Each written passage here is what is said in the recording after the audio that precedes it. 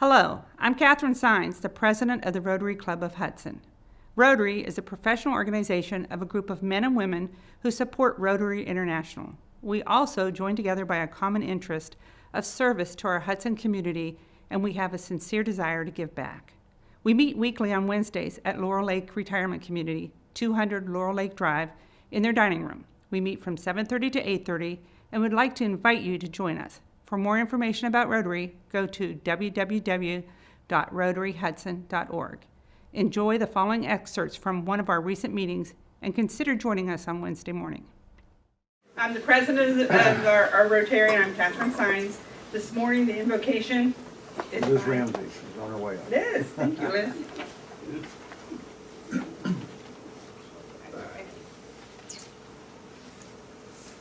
Good morning, Rotarians. Good morning. Let's pray. Thank you, God, for hearing our prayers.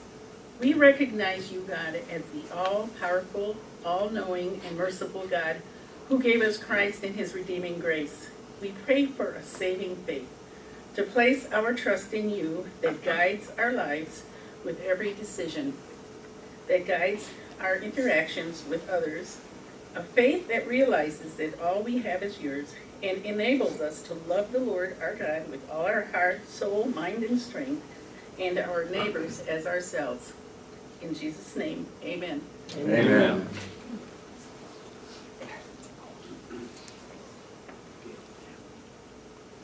Thank you, Liz. And next, do we have someone who's going to lead us in the pledge and four-way test? I guess I need to find someone. Want to do it, Sue? Have you done it? Come do it. You're good. Come on, Sue. You're good. We'll follow you. Sue, it starts out, I pledge. Okay, we're going to put your hand over your heart, please. Pledge allegiance to the flag of the United States of America and to the republic for which it stands, one nation, under God, indivisible, with liberty and justice for all. And now the four-way test. First, Is it the truth? second, Is it fair to all concerned? third, Will it build goodwill and better friendships? fourth, Will it be beneficial to all concerned? Hey, you have to lead us in song now. Good job. Chris, you want to do it? All right, someone. See, we're total confused. I was gone 2 weeks and, you know, and Ron's not here. Anyone have? Whatever you want to sing. Oh, we want to leave Get it. over here. Okay, well, let's see. No. Seriously, what should we sing? Oh, beautiful. All right, is that Oh Beautiful or My Country? Oh, okay. Oh, beautiful, for spacious skies, for amber waves of rain, for purple mountains' majesty, above the fruited plain. America, America, God shed his grace on thee, and crown thy good with brotherhood, from sea to shining sea. That is very appropriate since Veterans Day. Yeah? Okay. Thank you, seated. We have several announcements this morning, but first we're going to start with Chris to announce all our visitors.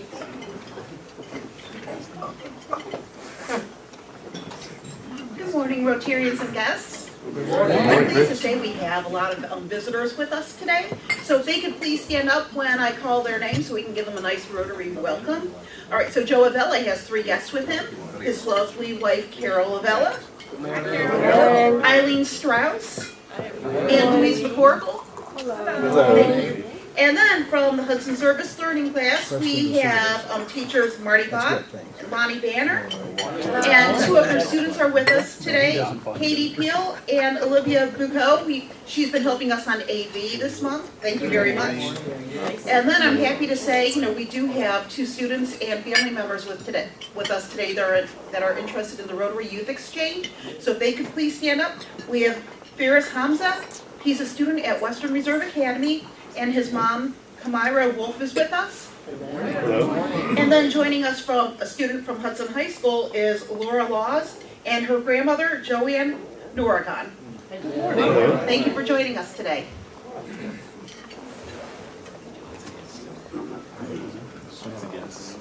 Welcome to our visitors. I have two other things. Last week we had a little birthday celebration for Lucas, and he sent us a thank you card for that. It says, to the Rotary Club of Hudson, I would like to say thanks for the presents for my birthday and for this opportunity to be here. It's always good to visit the club, Lucas. So it's very nice. Also, when we're doing thank yous, in today's hub is a thank you from the Citizens Committee for the levy, the bond levy passing. I just wanted to make sure everybody knows that. So, not my work first, you know. We have several other announcements this morning, and we're going to start with, since he's injured, we're going to start with Ed's subject. Pity party. You should have seen the other guy. Not a scratch. We have Santa on the Green coming up on December 2nd, so we're going to miss next week. And the following Wednesday, we're a couple days away from Santa on the Green. The clipboard is being passed around. Again, December 2nd from 9 until 3 p.m., 9 a.m. to 3 p.m.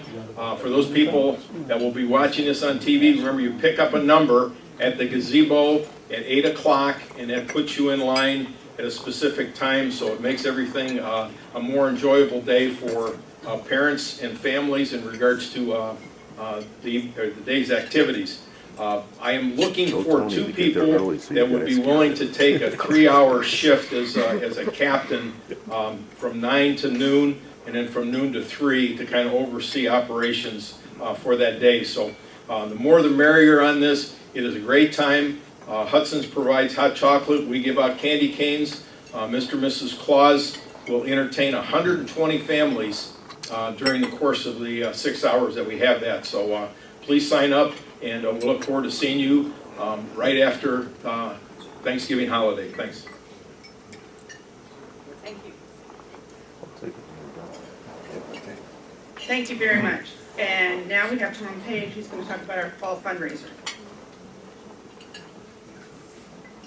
Good morning, Rotarians. Good morning.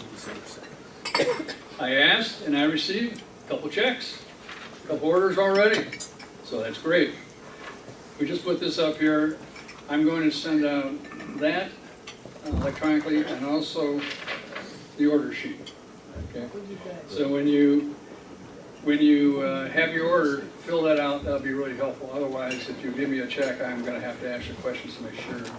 Anyway, give me the checks. I know Jim said, Jim Ahern, he'd take them too, but he's going to have to give them to me anyway. We're going to take it all through one funnel anyway. Does anybody have any questions? Okay, it's real simple. We're going to deliver on Wednesday, December 20th. Week before, we're going to close off orders. As I was telling Lonnie, roses I really need to know ahead of time, even ahead of the 13th, and I'll be talking to you. The money can flow in after that. Caramel corn, I can make that a couple of days ahead of time. So if you have any, yes? Checks payable to the foundation? Oh, very good. Hudson Rotary Foundation. And just give them to me. It's a lot easier. Any other questions? Okay, I have copies of this if you need it. And happy selling. Thanks, Tom. I appreciate you and Jim taking the lead on that. And next we have Gail Royster. I don't have to introduce you on that.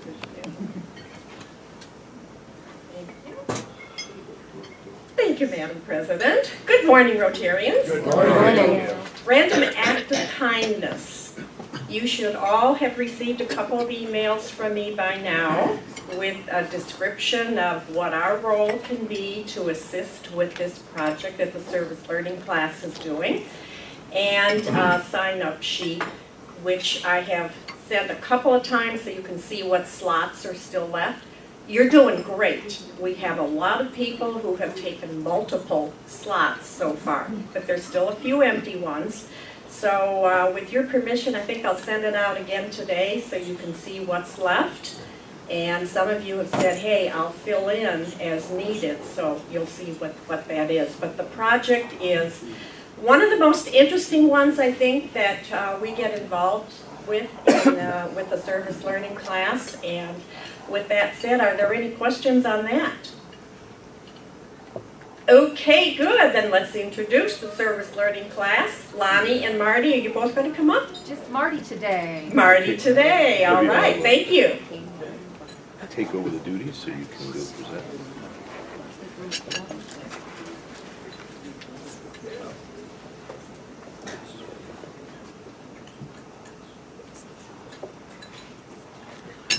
Good morning, Rotarians. Good morning. Thank you for having us this morning. Before I introduce our service learning speakers for today, I have one other thing to bring up for you. Ms. Royster brought up about the random acts of kindness presentations. Well, guess what? I am going to be sending her another email because on the social studies side of the service learning equation, we're also doing presentations in the month of December that we would love to invite you to assess. For those of you who have come in the past, we have done these policy presentations where the students come up with problems that are in our community and they present a solution to them. And then there's a question and answer session, usually lasts 25-30 minutes, that the students ask questions and also you can ask questions of them so that they have to think on their feet and defend their solutions. Because we restructured the social studies side of service learning this year, we're doing it earlier. We used to do these in February, March, we're now doing them in December. And they used to have a global and national focus. Now they're just a state and local focus. So we're going to have teams who are going to be presenting problems and solutions to things in the state of Ohio, and then in Hudson City, and then in Hudson City School District. So those will be the three governmental levels that they'll be addressing. So I will be sending out, similar to Ms. Royster has with Random Acts of Kindness, probably by the end of the week when the students have picked their topics, I'll be sending out a similar roster so you can see if there's a issue or topic that you are curious about that you might have some expertise in or just want to hear what the student's perspective is on a local problem, to come on in, hear their presentation, and then be able to ask them questions and interact with them. So thank you so much for that. Without further ado, I'll turn it over to Olivia and then Katie. We're going to talk to you about their service learning experience. Good morning, Rotarians. Good morning. My name is Olivia Bucco. I'm a senior at Hudson High School and a part of the service learning class. Service learning is by far my favorite class that I've taken at the high school. For those who don't know, we get assigned to different service sites and get to help volunteer 2 days a week, Tuesdays and Wednesdays. This semester, my site is at Evamere Elementary in Hudson. I work with Mrs. Gordon, who's been a teacher for a long time. She was my sister's kindergarten teacher back in 2003. She is the most amazing teacher all the teachers at Hudson are awesome. But she is one of the most amazing teachers. It's been an absolute pleasure to be a part of her class and to meet her students. I feel like I've really developed a relationship with all of them. And I really didn't think I was a kid person before this, but I absolutely adore my kindergartners. They are so adorable, so pure. They love to learn, so excited to learn how to read. And yeah, I love it, and I'm really excited to see what site I'll be at next semester. And after high school, I'm looking at applying to Vanderbilt, and I want to do pre-medicine. So, yeah. Good. Good school. Good morning, everybody. Good morning. I'm Katie Peel, and for service learning, my site is at Ravenna Head Start. And for those of you who don't know, a Head Start is a preschool for kids 3 to 5 who are below the poverty line. And so my favorite part about service learning is wherever you go, it's going to be eye-opening, and you're going to be helping people you may not have even thought about in the first place. So just by being 20 minutes away, I've already heard like crazy stories from these kids. Like I overheard some of my little girls talking about how they don't have moms or they live with their grandma, and it's just like really eye-opening for me. And that's what makes the really close and important relationships I have with them so important, because we don't know if they're getting all the love and hugs they need at home. So it's been really good for me to, I love kids, so it's perfect for me, and I love them so much.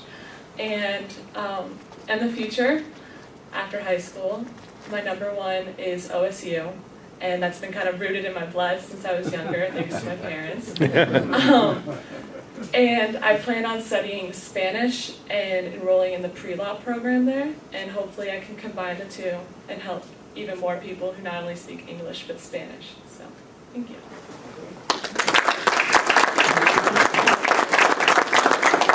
Are there any questions for either one of the girls? Good job. Very good. They did a good job ruling out any questions. And next on, we have Evan McCullough and Mike Swain coming up.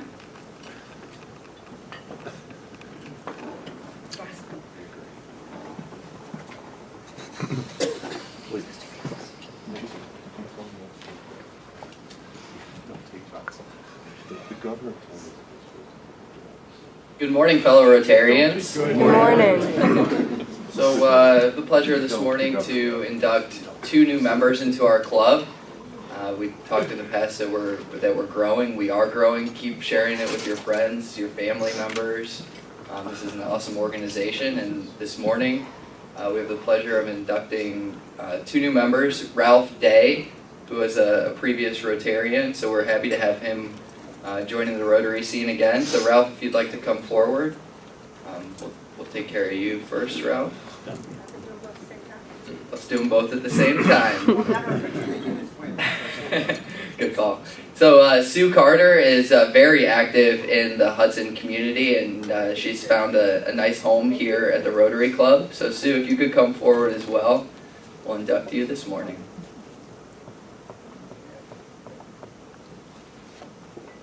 Sue Carter and Ralph Day, on behalf of the board and the membership of the Rotary Club of Hudson, it is a great pleasure to welcome you as the newest members of our club. Welcome. We look forward to the fellowship that we will share, as well as your participation in many club projects that make our community, our country, and world a better place in which to live. Rotary is an organization of business and professional people pledged to uphold the highest ethical and moral standards. Rotarians believe that worldwide fellowship and peace can be achieved when business people unite with the Rotary motto of service above self. Rotary activities exemplify the charity and sacrifice that one would expect from people who believe that they have a responsibility to help others. Sue and Ralph, you have been chosen for membership in the Rotary Club of Hudson because your fellow members believe you to be a leader in our community, and because you possess the qualities to champion the message and principles of our Rotary Club. You now become an ambassador of Rotary, carrying the ideals of service to all within your sphere of influence. Our community will know and judge Rotary by your character and service. We will also look to you for inspiration as we strive to become better Rotarians. We now ask your sponsor Rotarians to vest you with the distinguishing badge of a Rotarian, your Rotary pin, and your name badge. We ask that you wear your Rotary pin with pride, not only to all Rotary functions, but in your many endeavors, as a symbol of your commitment to Rotary ideals and your recognition of our contribution towards a better world. Fellow Rotarians, please rise and welcome our newest Rotarians, Sue Carter and Ralph Day.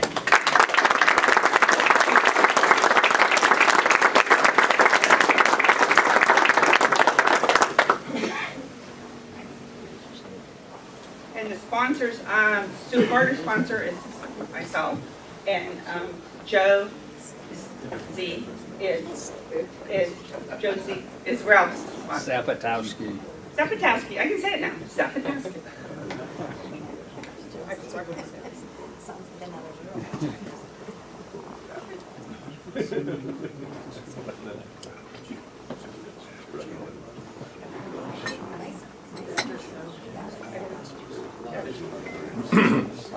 I would ask that each of you please take a few moments to tell just a little bit about yourselves.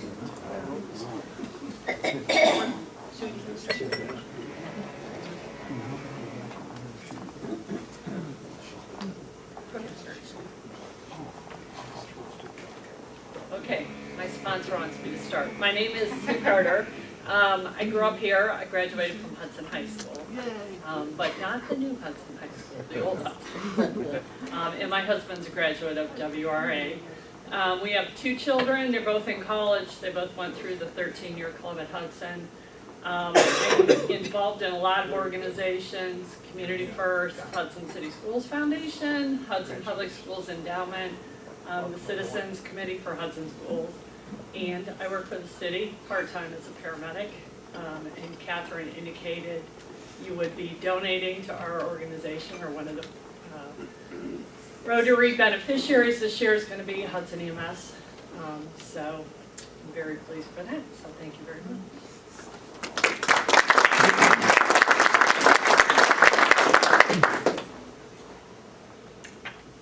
Hello, fellow Rotarians. Hello.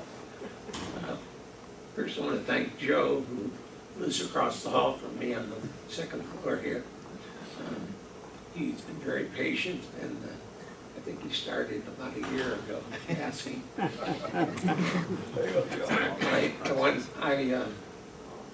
was born in Maple Heights. Got another one, so good. And I graduated from Maple Heights High School in 1954. While I was growing up, I was very active in the Boy Scouts, and I became an Eagle Scout when I was a sophomore in high school. From high school, I attended Ohio Wesleyan University and earned a bachelor's degree, and then I went on to Case Institute of Technology and earned another bachelor's degree. Then I completed a 3-year obligation that I had from ROTC, and I was a lieutenant in the Air Force in data processing at McGuire Air Force Base, New Jersey. From there, I couldn't keep from going to school, and I went on and earned an MBA in marketing from Harvard Business School. Then I finally started to work. I joined the Polaroid Corporation, the late Polaroid Corporation, and worked as a market research analyst. Then I spent many years in the food business and in marketing. The 2 companies that you probably know is the Pillsbury Company, now owned by General Mills, and the Campbell's Soup Company in Camden, Ohio, or Camden, New Jersey.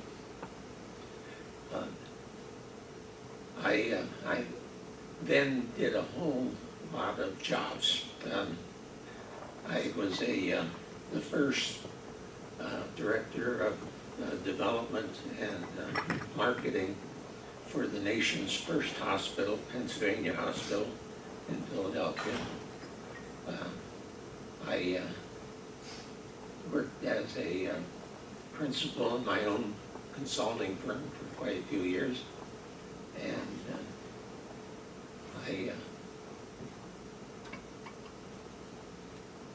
all these jobs I had.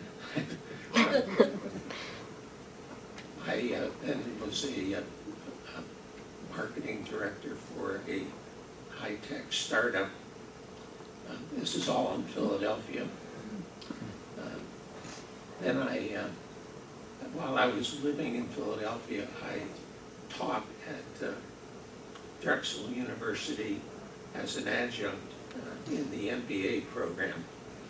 And then that led to a wonderful opportunity, which was to be a Fulbright senior scholar and spent 6 months teaching in Riga, Latvia, at 2 universities there. A real life-changing experience.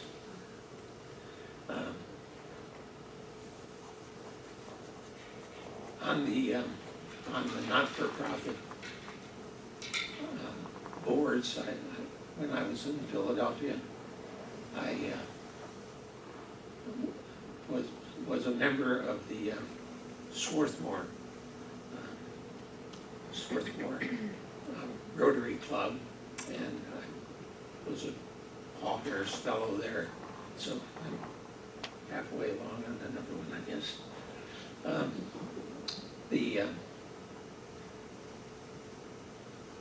The other activities that are noteworthy, Ohio Wesleyan University's Alumni Board,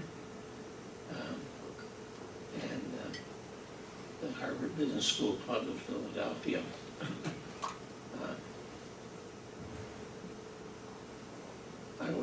I know that many of you run your own businesses, so I wanted to mention about my family's business.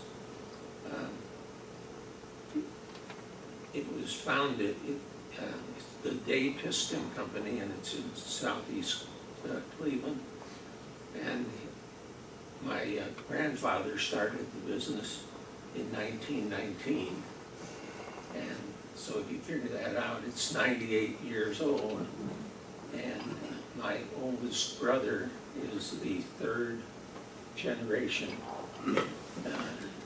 And he's 90, and he wants very much for the business to make it to 100.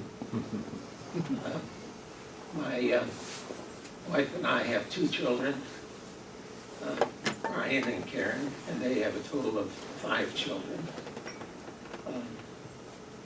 My late wife and I moved here, back to Ohio, and live here at Laurel Lake. Very happy with that, as well as joining the Rotary Club. I'm very anxious and enthused about being an active member of this Rotary Club. Thank you.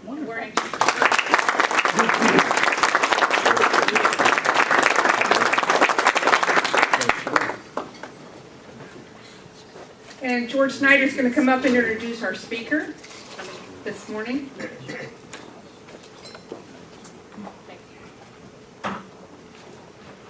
Good morning, Rotarians. Good morning, George. Good morning also to all of our guests. We conclude our series on arts and culture this week with a look at the Cleveland Museum of Art's blockbuster show, The Jazz Age American Style in the 1920s. But first, you will recall Art Falco speaking last week about the incredible Renaissance at Playhouse Square. And I'd like to read you an email I received following his presentation from our very own Ed Sogan, who said, "George, thanks for having Art Falco as our guest speaker. As a lifelong Northeast Ohio resident, I remember the fall at downtown Cleveland. The large department stores gave way to suburban shopping centers. The theater district was part of the urban blight that helped run Cleveland into a destination to avoid and to be an eyesore. As a kid living a few streets away from the city center, I remember taking the streetcar with my mom and shopping or seeing a movie at one of the grand old theaters. Not long after they fell into great disrepair. As Art mentioned, the 60s and 70s were not kind to these grand buildings. The effort to restore and rebuild them was tremendous. As a Clevelander at heart, I was so proud of the transformation, as a tribute to all those who poured their energy, elbow grease, and treasure into making this area a source of great pride to all of us in Northeast Ohio. It is hard to believe that not so many years ago, the only solution that seemed to make sense was demolition, not rebirth. Thanks a million, signed Ed." Keep those cards and letters coming in. Today's speaker is Stephen Harrison, who is Curator of Decorative Arts and Design at the Cleveland Museum of Art. The museum was founded in 1913 and opened in 1916 as an institution, I quote, for the benefit of all the people forever. In 2005, the museum began a multi-year expansion and renovation designed by renowned architect Raphael Vignoli. Today, it is one of the world's foremost art museums, and unique among its competitors, remains free of admission costs. I have seen many special exhibitions over the years at the museum, but none has touched me more than the Jazz Age. Stephen Harrison co-curated the exhibit with Sarah Coffin at the Smithsonian Cooper Hewitt Museum in New York City. Before coming to Cleveland, Mr. Harrison held curatorial positions in New Orleans, Dallas, and Atlanta. He is the author of numerous scholarly publications, including the award-winning catalog for the 2008 CMA exhibition, Artistic Luxury, Fabergé, Tiffany, and Lalique. Stephen is a graduate of the University of Virginia, where he was a Jefferson Scholar. He holds master's degrees from the University of Pennsylvania and also from the University of Delaware. Ladies and gentlemen, please join me now in giving a warm Rotary welcome to Stephen Harrison.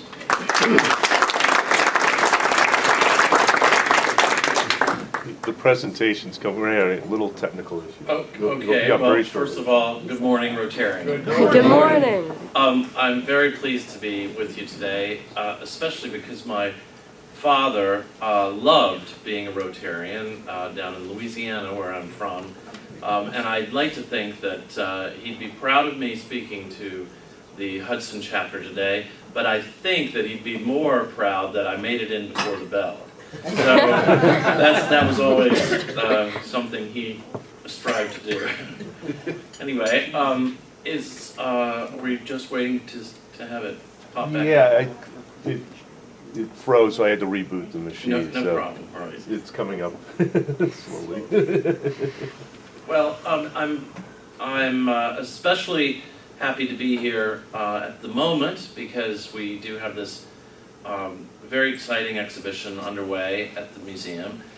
It's always, you know, you work on things like this, and this exhibition took me about 4.5 to 5 years from concept to final completion and the opening. And, you know, all along the way you wonder, are people really going to be as interested in this as you are, you know? And thankfully it seems that people have been. It's an era, the 1920s, that I focused upon because really, you know, I'm a student of history from the, particularly from the early 20th century. And the 1920s has always struck me as a time of enormous contrasts from you know, the political spectrum to the social and economic spectrum. You know, it was a time of great self-indulgence, yet it was also a very difficult time in our country's history for racial prejudice. It was, in fact, probably the most shocking prejudiced era of of the 20th century. In fact, in 1926, 30,000 KKK members marched down Pennsylvania Avenue in Washington, D.C. So it was a really difficult time for many, but also an extraordinary time of progressiveness in other aspects in the country. And in design, it was a period that was very exciting, coming right after World War I, in which people really were looking for change in many, in all aspects of life. Some were. Others were looking to, as a nostalgia to the past. So we'll talk in a moment about the Jazz Age in particular, this exhibition. But I really wanted to just start with our institution because, you know, we're just coming off of a huge capital campaign which raised $350 million of private dollars in Cleveland. It's also, our institution recently undertook an economic impact study, and we discovered that the Art Museum brings about $140 million to the Northeast Ohio area every year. We have almost 400,000 visitors. There we go. Here are a few of them. Who come to the Art Museum every year and attend either our programs or go through the go through the permanent collection, as well as attend our exhibitions. And they range from seniors to Generation X, Y, Zers, and also Generation Iers today. That's the iPhone generation. And so you can see we've tried to respond to this by really being creative about digital imagery and our digital programming. And we have almost 2 million visitors every year on our website. So we reach out to the world in ways now that we never could have dreamed of before. And one of the fun things at the museum digitally is this, which always astounds me, is apparently we have every single object in the museum that's been photographed, and that's almost all of them. We're almost done with photographing all of our objects. But they're all on this wall here, and you can push one of them and learn about all of its details, and then download that into your iPad and take your own tour of the exhibition or of the museum based on your own interests. So it's a way we're trying to reach our visitors where they're coming from. Of course, our collections are world-renowned, and our galleries are second to none in this country. Thankfully, thanks to our forebears, we have one of the largest endowments of any art museum in the country, and that allows us a certain ability to acquire the greatest works of art that we can. And we still really maintain, we try to maintain always what we call Cleveland quality to match the quality of the works that our predecessors have brought to us. But of course, it's our exhibitions that really are what we're here to talk about today, including this one, the Jazz Age American Style in the 1920s. That's the cover of the catalog, the book, which I guarantee you will keep any door open or closed that you want. I co-authored it with my colleague Sarah Coffin in New York. There we go. The exhibition starts, I'd like to take you on a brief tour of it, if I may, hoping to entice you to come and see it yourselves.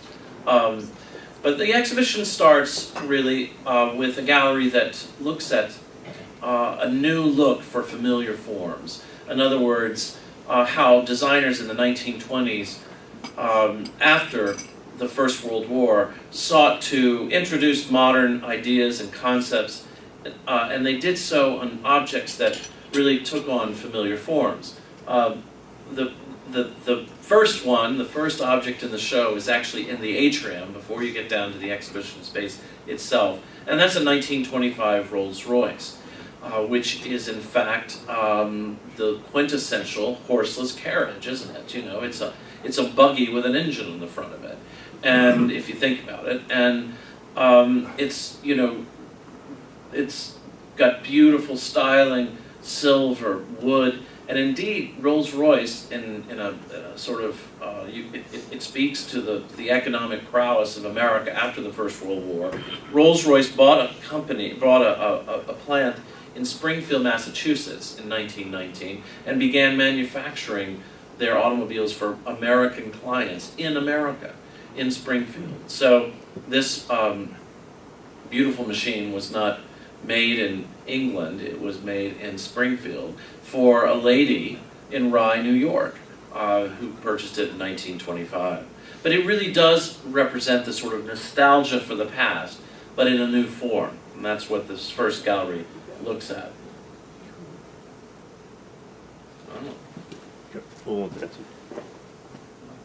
Thank you.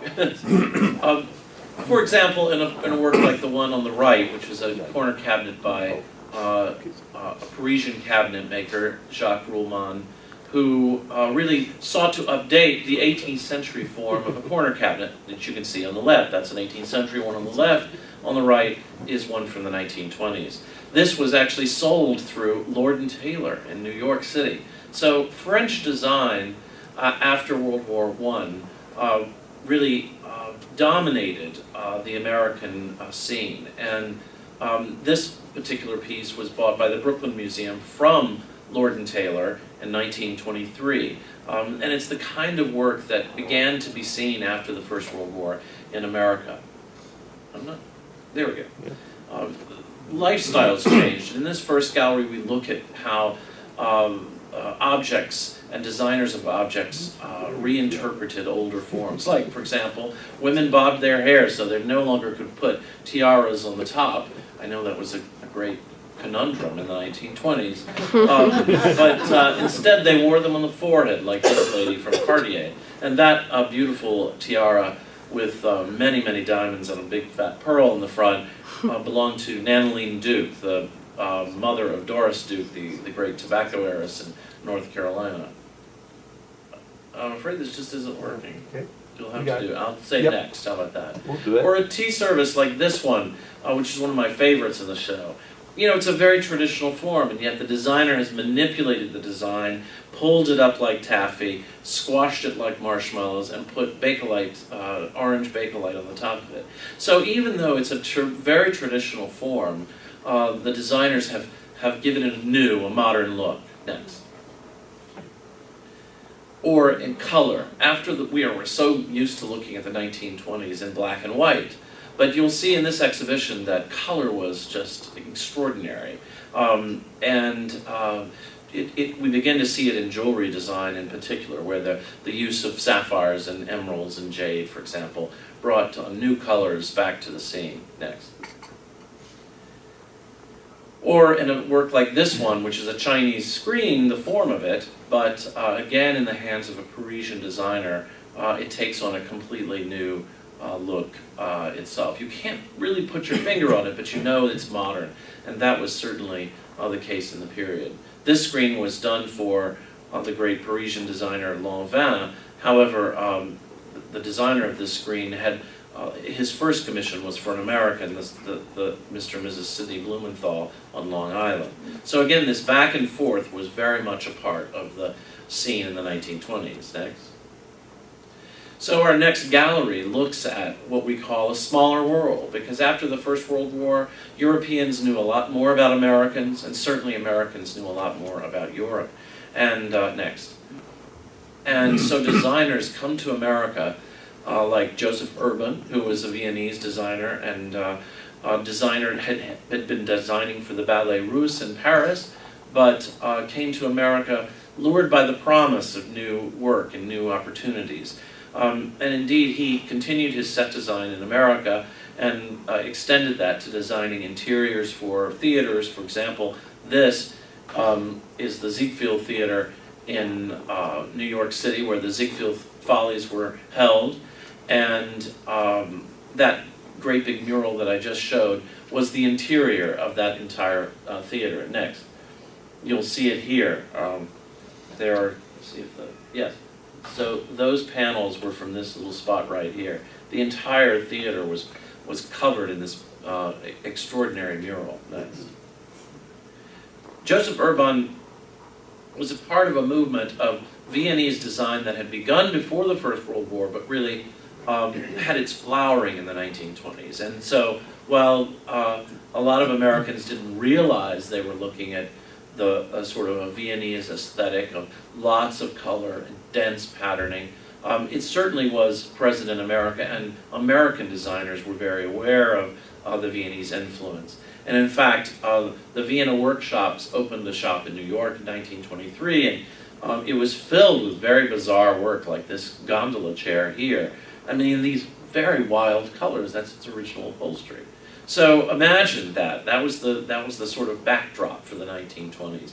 Very stage-like, and of course this is the period when Hollywood is beginning as well, and a lot of these designers would end up working for MGM and RKO and really designing those grand movie sets that we all know from the movies of the 1920s and 30s.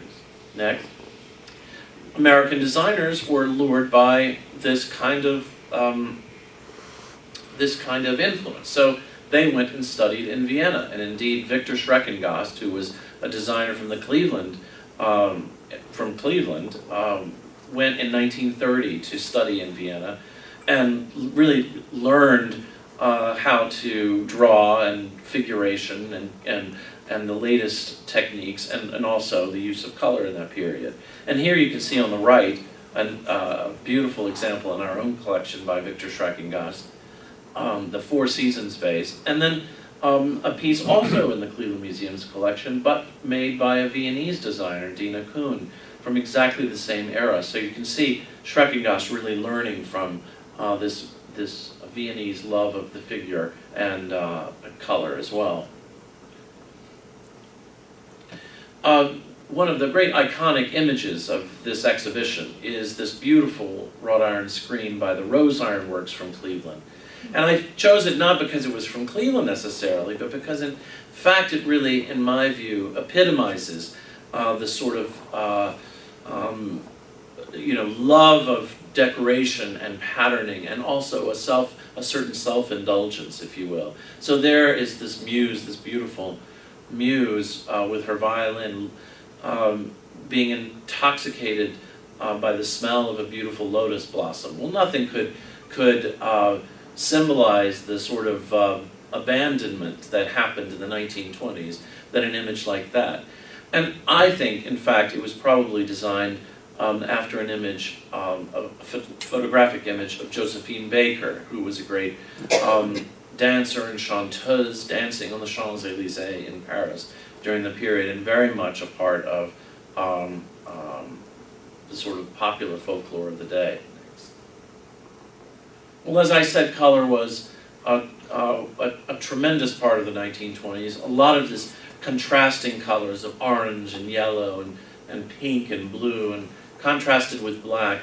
And you can see that in this beautiful painting by Robert Delaunay in 1923 of the Eiffel Tower in Paris. He and his wife were fascinated by new technologies and also by the earlier Cubist ideas in art. And so they sought to look at the Eiffel Tower from a new perspective. So they hopped into an airplane and flew around it in a little small airplane, and that's how you got this perspective on the Eiffel Tower. So it's a wonderful picture like this really blends these ideas of new technology and intensive color from the era. Well, it was to Paris that most Americans flocked in the 1920s. Next. And what lured them was the 1925 World's Fair. It was a fair to showcase all that was modern in the world in the mid-1920s. And indeed, most of the world came, except for the United States. We were offered a pavilion at the 1925 World's Fair, but the Secretary of Commerce at the time, in one of his, I suppose, first misguided statements, Herbert Hoover, said that there was nothing modern in America, and so we did not participate. But Hoover did send a commission to investigate the fair, and they came back to report that there was so much that was modern in the world, and here it was. And so indeed, next. Lots and lots of Americans flocked to see the exhibition. One of the things they saw there was this magnificent chandelier by Baccarat. This was in the pavilion devoted to Baccarat crystal and Christophe silver, and indeed Christophe made the armature and Baccarat made all the crystals.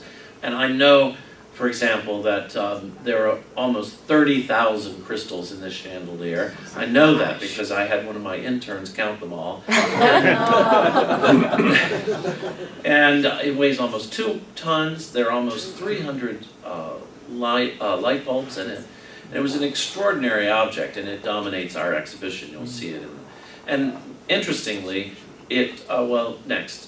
It first hung, here you can see it hanging in the 1925 World's Fair. This was quite a large pavilion, and there it is there.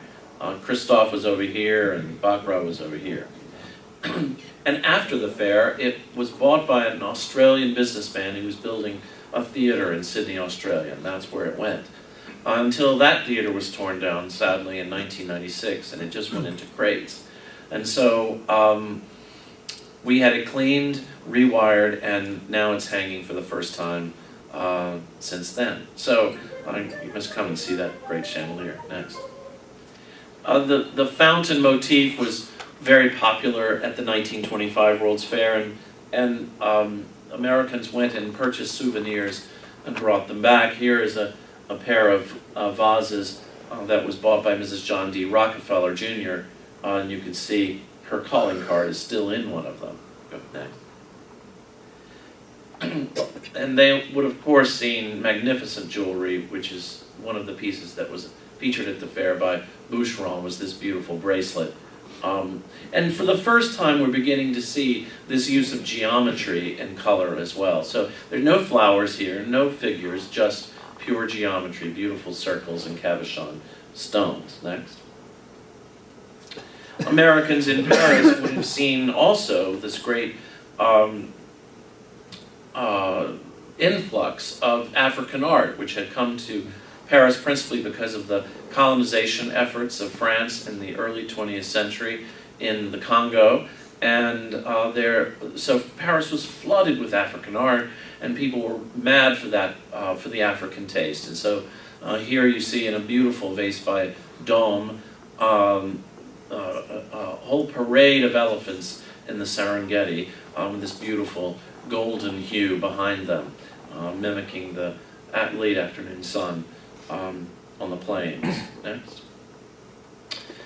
Also, this love of African art was contrasted with, the social and political era of the times. And here you can see a very famous photograph by Man Ray of Kiki de Montparnasse. She was Josephine Baker's rival in Montparnasse.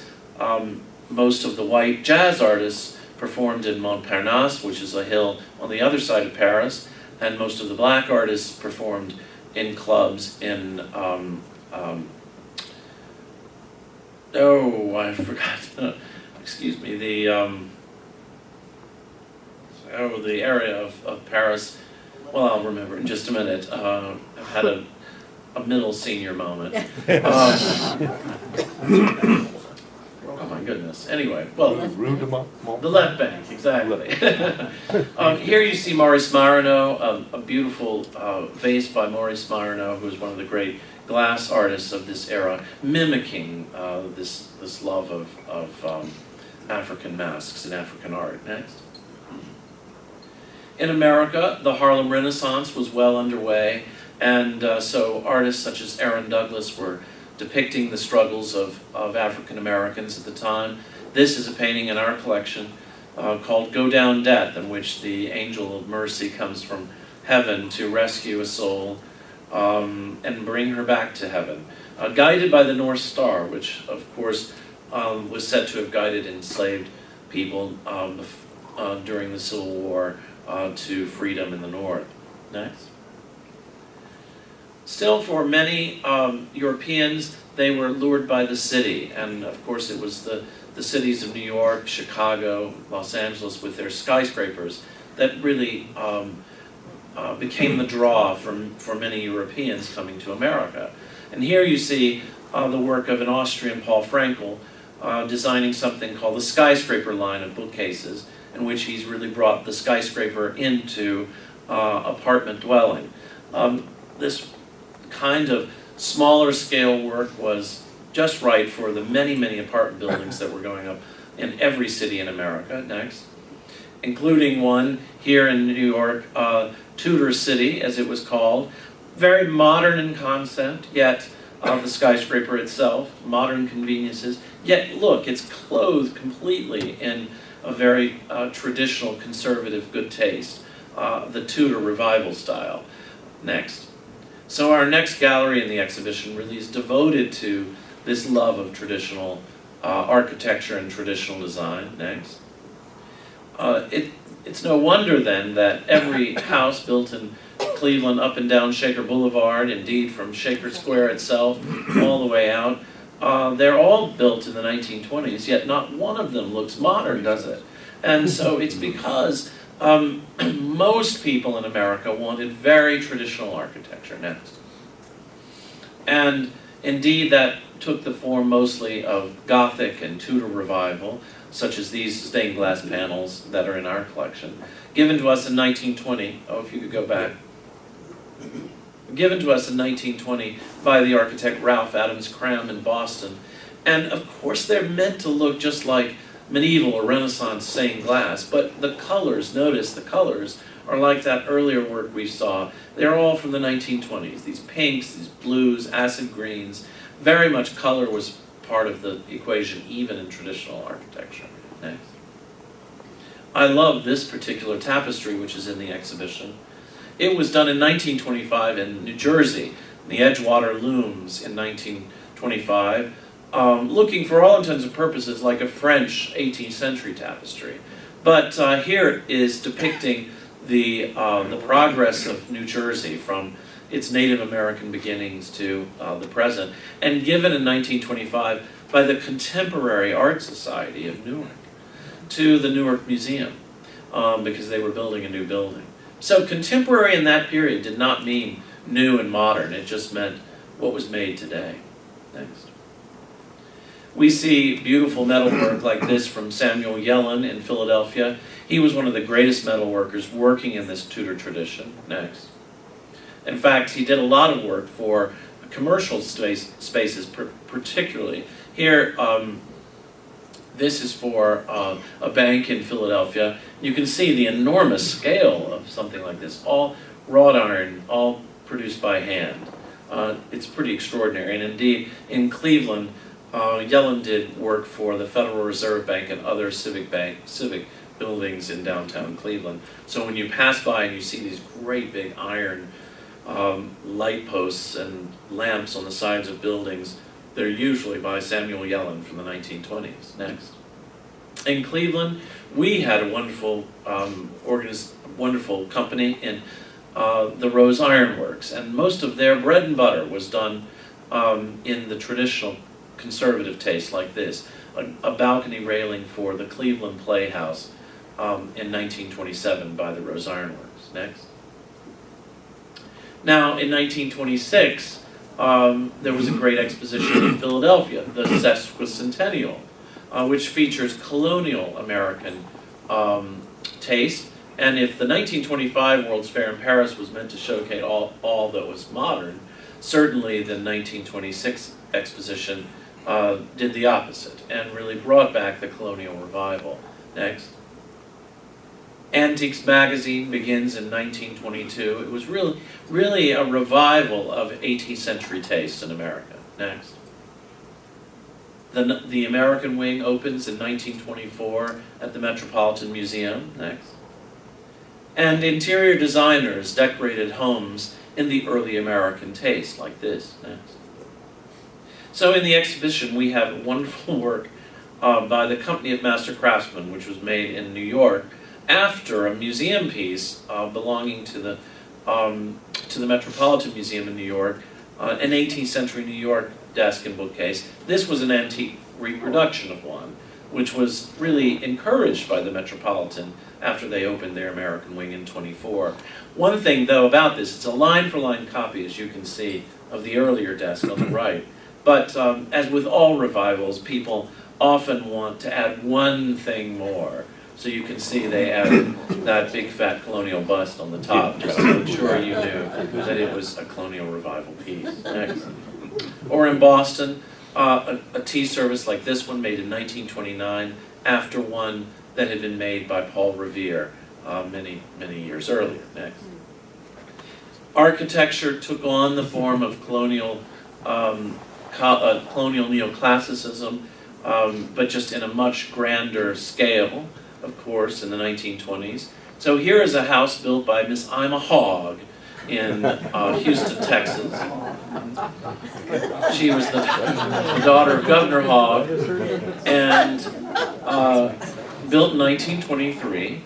And in her dining room, you can see that even though the dining room was very much decorated in the 18th century taste, she livened it up a bit with this gold foil wallpaper very much a product of the 1920s. Next. It's not uncommon to see works like that, like her dining room, which is a bit of the old and a bit of the new at the same time in the 1920s. Here is a beautiful brooch, for example, in which the upper portion, if you'll indulge me, this part up, is all very much familiar, cornucopia, you know, it's very neoclassical. And then below, look, all very geometric cut diamonds. So a bit of the old and a bit of the new. Next. Well, this of course bends the rules in design, and our next gallery is one devoted to lifestyle. Next. In which we look at how, in particular, this was the era of the woman. Women had been thrust into the workplace in the First World War, and there they stayed after it was completed. They were earning their own money, living independent lives now for the first time. And indeed, in 1919, women achieved the right to vote, and so really it was a time when women threw off their corsets. I mean, what I wouldn't give for one of my grandmother's girdles today. But they threw off their corsets, bobbed their hair, and they smoked and drank and danced their way into frivolity and freedom in the 1920s. Next. Of course, jazz music was the backdrop and the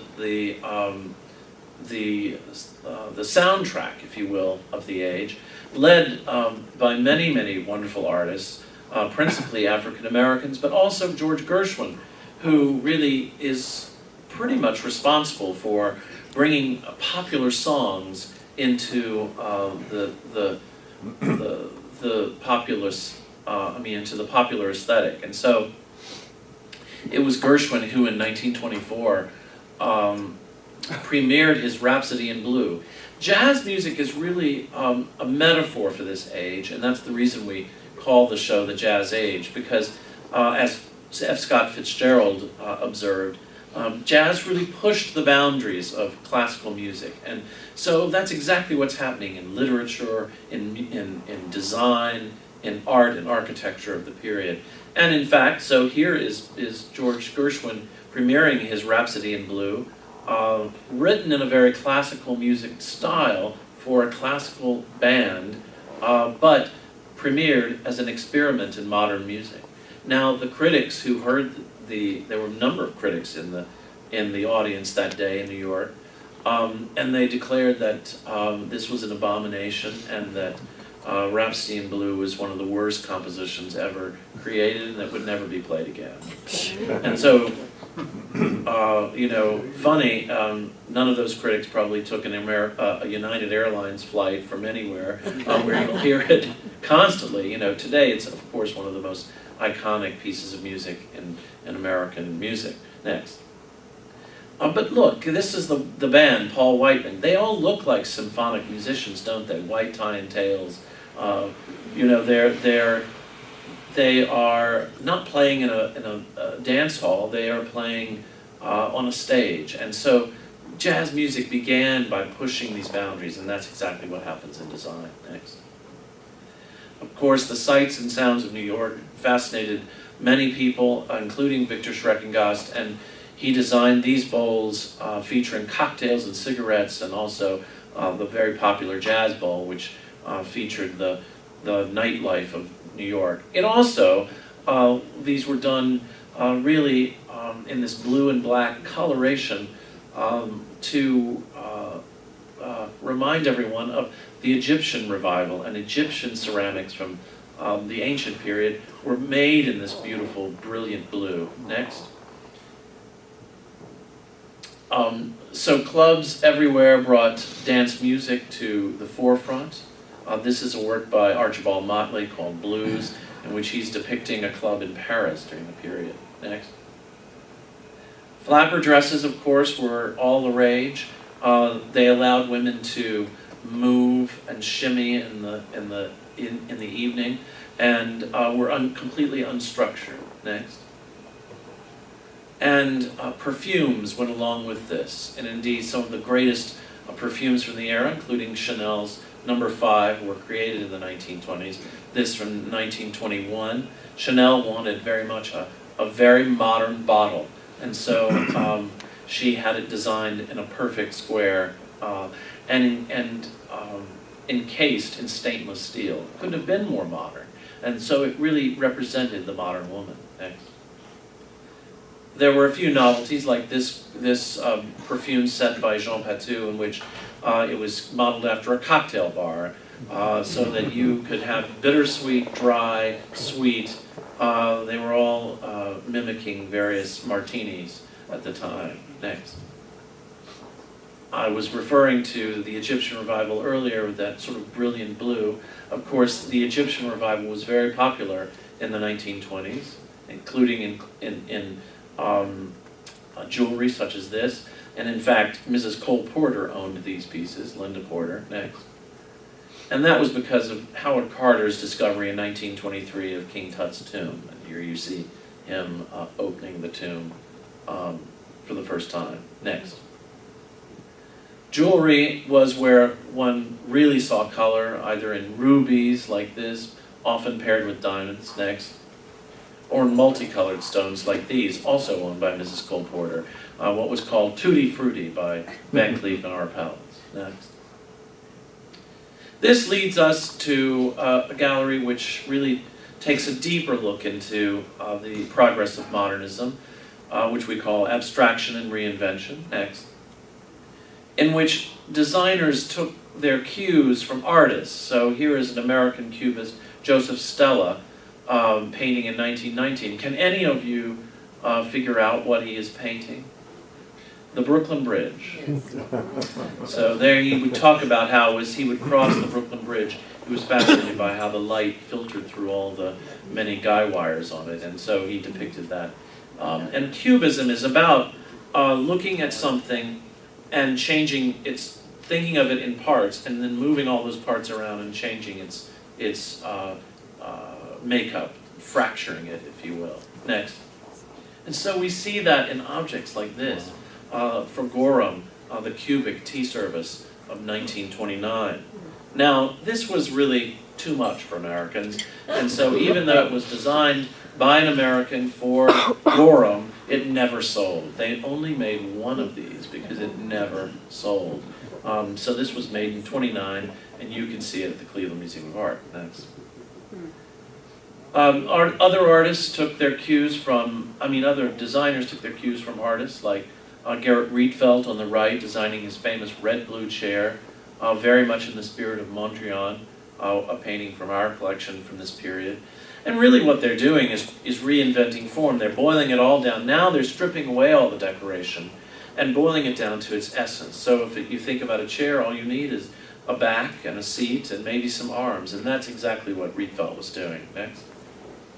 Or Frankel, designing this desk in 1926 for Marjorie Merriweather Post, her home called Mar-a-Lago. That's where our president lives today in Palm Beach. And you can see Frankel has exploded this desk. He's taken off the sides because in a desk, really, all you need is a horizontal to lay things on. Next. Or Donald Desky, a very important American designer from this period, really exploring triangles and this fractured cubist look. Next. And this was a discovery for me, an artist in the West, Maynard Dixon, painting what he called a study in cubic realism. Now, can you guess what this is? The Grand Canyon. Absolutely. Indeed. Next. Well, Americans wouldn't buy this kind of weird avant-garde material unless it was cheap. And indeed, in Coraopolis, Pennsylvania, now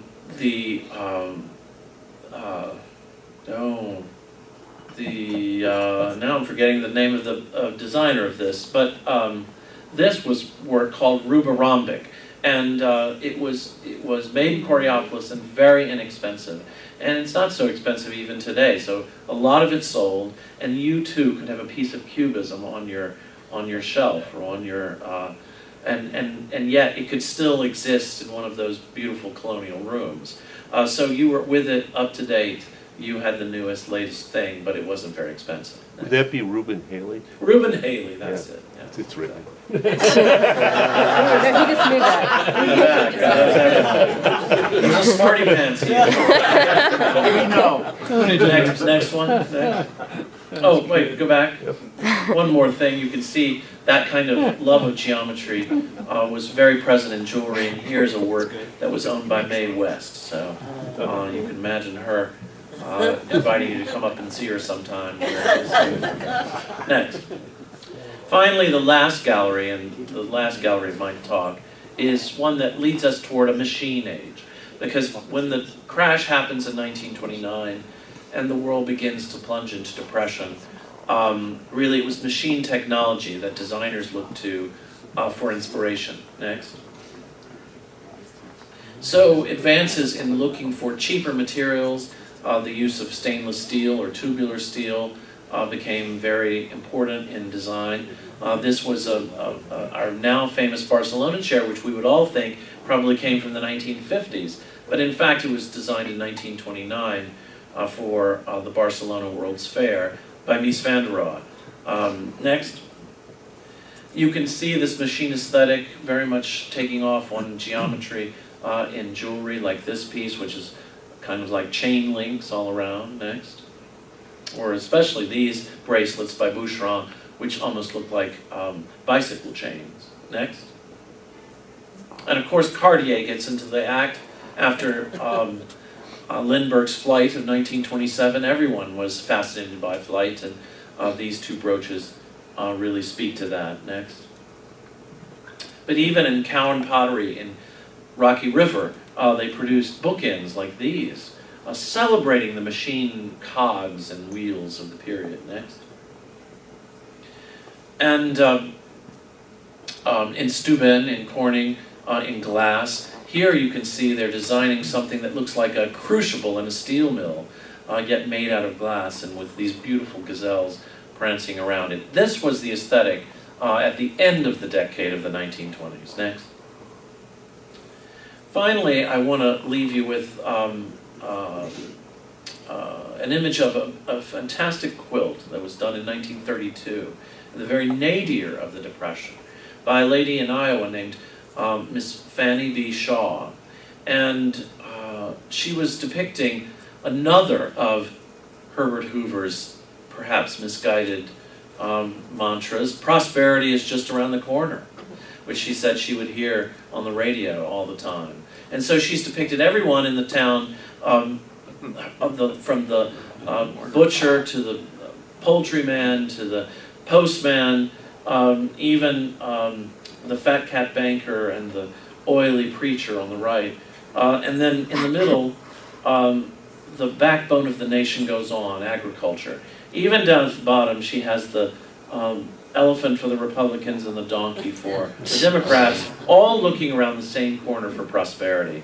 Finally, Uncle Sam comes in the right with bags of cash, legal beer, and farm relief.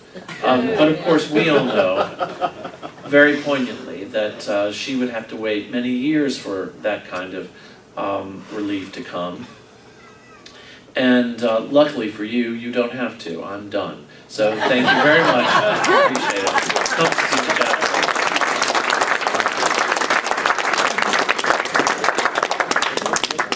I know we went a little over, but it was fantastic. It was, wow.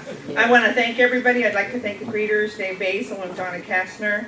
I wanted to thank the audiovisual crew, Dan Rich, Tom Page, Tom Tobin, James Field, Ron Barnhouse, and Olivia. Thank you. And today's drawing is $10, and the jackpot is $457. Oh no, I get tired. Just call James. You'll verify if I actually.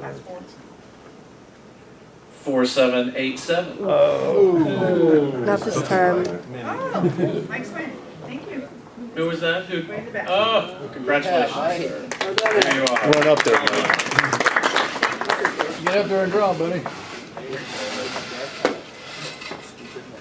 Come on, Mike. I'd like to remind everybody that there is a foundation meeting immediately following this meeting. Joe? Still on, right? Okay. So. You're trying to get the box. Oh, we got it.